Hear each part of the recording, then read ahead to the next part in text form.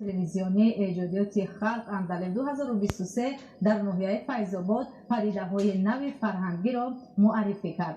گزارش محمد علی عبدالکریم و شهباز غلامزاده در این خصوص.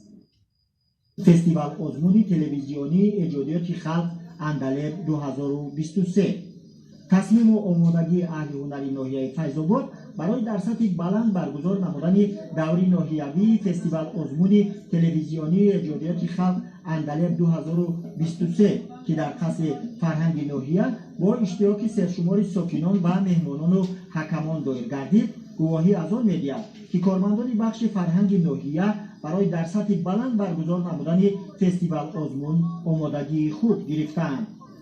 از روی گفته حکمان در برگزاری دوره ناحیوی فستیوال آزمون تلویزیونی ایجادیات خلق اندل 2023 ناحیه فیض‌آباد کارمندان بخش فرهنگ اشتراکچیان را بیشتر از دهات دریافت نمودند. با این وسیله صاحب استعدادهای نو را به فستیوال آزمون جلب نمودند. با اطمینان گفتن ممکن است که پدیده‌های نوی و فستیوال آزمون راه یافته در آینده همچون صنعتکاران ورزیده و کمال رسیده در رشد فرهنگ ناحیه سهمگذاری می‌نمایند.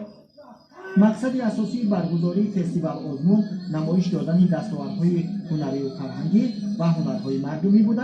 موضوع محوری آن انعکاس روحیه خویشتن‌شناسی و تندرستی، افتخار ملی، فیض و برکت استقرار دولتی، ترغیب ارزش‌ها و میراث پرقناوت فرهنگ ملی، وحدت و یگانگی و دوستی می‌باشد.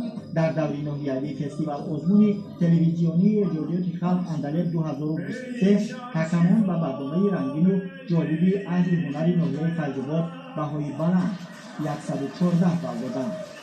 واقعاً صاحب استعدادها در هر دور زمان از دهات می‌برآیند.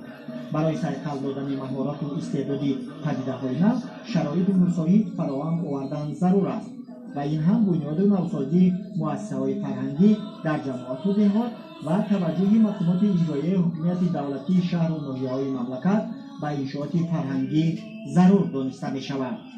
محمد علی عبدالکریم، شهباز غلامزاده، فیض‌آباد.